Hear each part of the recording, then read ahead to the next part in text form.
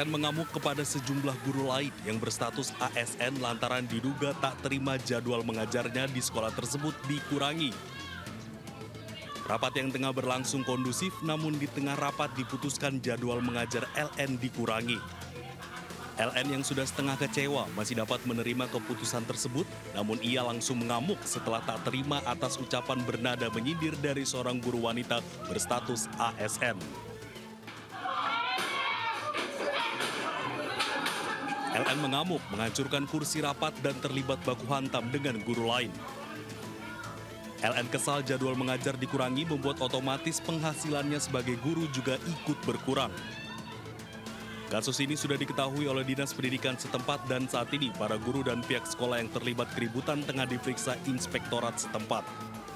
Dari Mandailing Natal, Sumatera Utara, Ahmad Hussein Lubis, iNews melaporkan.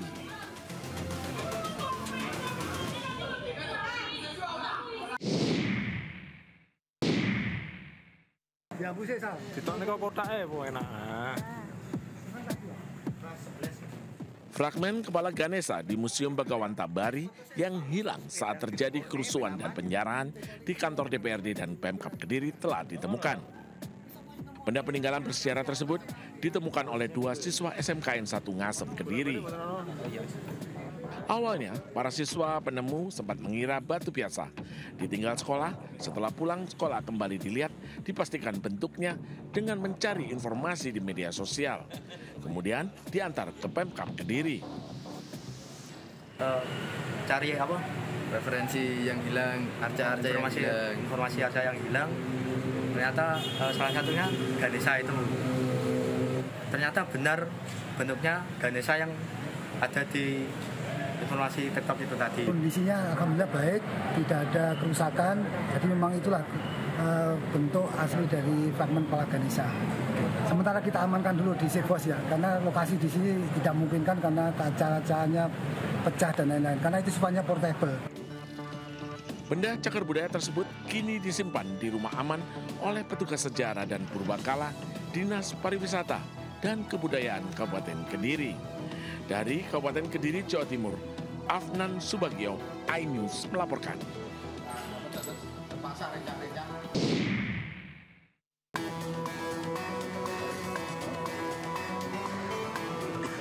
Penyerahan tuntutan rakyat 17+8 dilakukan secara resmi melalui gerbang Pancasila Gedung DPR RI Kamis siang. Perwakilan aktivis dan influencer yang hadir diantaranya ABG Limuria, Andovida Lopez, hingga Jerome Pauline. Walaupun mungkin 17+8 ini tidak semuanya benar, ada satu yang terdapat, yaitu momen ini sudah menjadi edukasi politik yang luar biasa bagi seluruh rakyat Indonesia. Sudah lebih banyak warga yang lebih aware, yang lebih paham proses politik, yang tidak paham demokrasi, paham hak-hak mereka, paham bahwa aspirasi mereka boleh didengar, dan mereka sudah tidak mau diam lagi. Oleh karena itu, walaupun sudah protes di jalanan sudah mulai berkurang, tapi semangat dan tuntutan itu tidak akan berkurang. Penyerahan 17+8 diterima langsung oleh Wakil Ketua Komisi 6 Fraksi Gerindra, Andre Rosiade, dan anggota Komisi 6 Fraksi PDIP, Rieke Diah Pitaloka. Sepakat sudah untuk menjalankan tunjangan yang sesuai tuntutan, yang pertama. Yang kedua, kita membuka diri, masukan aspirasi kita akan laksanakan. Tuntutan 17+8 diminta dapat diselesaikan hingga batas akhir yaitu pada 5 September 2025. Dari Jakarta, Tim Liputan, iNews melaporkan.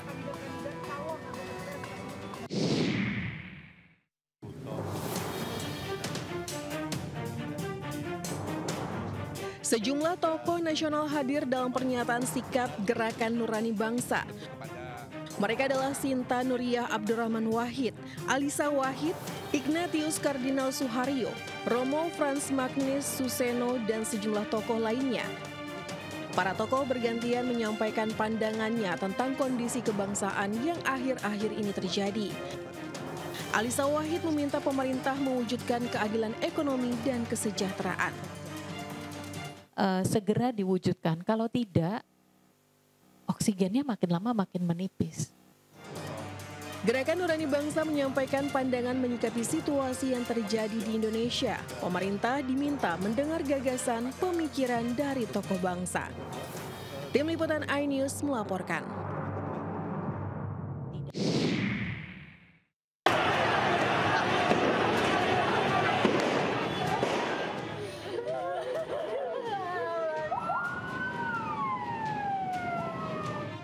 Pengguna media sosial tengah ramai menggunakan tren foto berwarna Brave Pink dan Hero Green.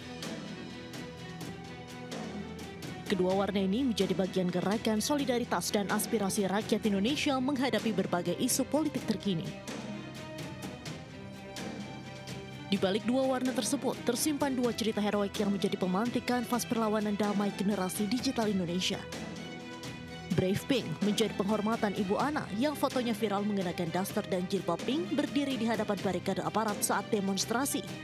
Ia menjadi simbol keberanian rakyat.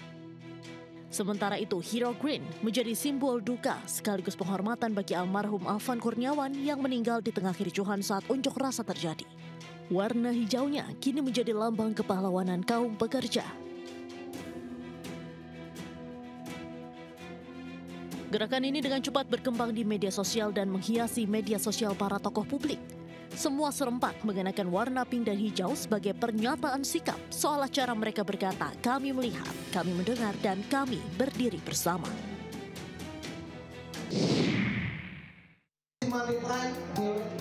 Puluhan siswa SMA Negeri 1 Caringin Kabupaten Bogor, Jawa Barat antusias mengikuti kegiatan bersama tim MNC Tourism dan MNC Peduli. Melalui program Pelajar Cerdas Konten Berkualitas, siswa dibimbing untuk membuat konten video yang tidak hanya menarik, tapi juga bermanfaat dan memberi nilai tambah. Mereka diajarkan teknik pengambilan gambar, penentuan angle, hingga cara menyusun narasi yang tepat, sehingga konten yang dihasilkan lebih berkualitas. Bersama MNC Peduli, CSR edukatif ini menjadi wadah bagi siswa untuk menyalurkan bakat dan minat menjadi konten kreator yang positif dan kreatif. Cara membuat konten, terutama video yang baik. Ya, itu aja. Banyak sama pengertian konten, jenis-jenis konten. Senang banget. Pelatihan dalam rangka membuat konten video yang memang untuk siswa menjadi lebih mengerti bagaimana cara menggunakan konten itu bermanfaat. Sebelumnya, program roadshow sekolah yang digagas MNC Tourism dan MNC Peduli juga digelar di SMA N1 Cigombong, Bogor, Jawa Barat. Program edukatif ini mendapat apresiasi siswa dan pengajar SMA N1 Cigombong yang berharap menambah pengetahuan dan kemampuan para siswa dalam berkarya. Kegiatannya itu seru banget karena tadi kita nggak cuma dapat pengalaman, terus nggak cuma dapat konten edukasi aja, edukasi mengenai konten kreator tentunya, tapi ada juga beberapa games yang tentunya itu interaktif dan membuat kegiatan ini tuh sangat seru dan interaktif dengan siswa. Untuk kegiatan ini bagus ya, menurut saya itu terutama untuk anak-anak peserta didik, artinya untuk belajar bagaimana anak-anak itu membuat konten yang searah, terarah, dan terfokus kemana arah ini akan dilakukan. Para siswa juga diberi kesempatan untuk membuat konten dan video terbaik yang akan diikut sertakan dalam kompetisi pada Grand Final yang akan berlangsung pada 17 September 2025 di Lido Lake Resort. Dari Bogor, Jawa Barat, Wildan Hidayat, iNews melaporkan.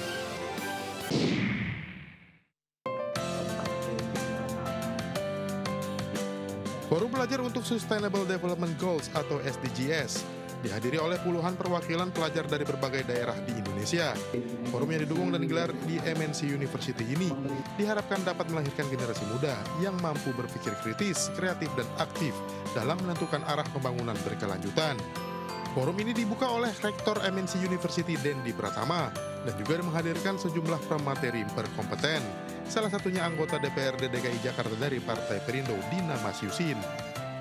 Harapannya tentu agar adik-adik kita, para pelajar ini bisa fokus terhadap niatnya untuk peduli terhadap bangsa, lingkungan, sehingga ke depan bisa betul-betul menjadi pemimpin di masa depan. Harapannya kepada seluruh pelajar yang hari ini mengikuti forum pelajar SDGs itu benar-benar menyerap apa yang disampaikan oleh pembicara dan mendapatkan ilmu supaya bisa diterapkan pada dirinya dan bisa diterapkan pada lingkungannya. Gitu. Forum SDGs merupakan bentuk kepedulian generasi muda terhadap isu global yang melahirkan gagasan-gagasan segar serta semangat kolaborasi antar pelajar untuk mewujudkan pembangunan berkelanjutan. Untuk menuju Indonesia emas dan untuk menyukseskan Sustainable Development Goals itu harus dari siswa terlebih dahulu. Karena jika siswa dari akar kita sudah pupuk dengan baik, insya Allah nanti ketika mereka menjadi mahasiswa, ketika mereka nanti menjadi orang dewasa yang sukses, mereka akan bisa untuk mengkonsentrasikan apa yang telah mereka pelajari di SMA melalui Forum Pelajar untuk SDGs ini. Pada rangkaian kegiatan ini, Rektor MNC University Dendi Pratama juga melantik pengurus maju bersama OSIS yang menjadi wadah bagi para pelajar Indonesia untuk mengembangkan potensi diri mereka.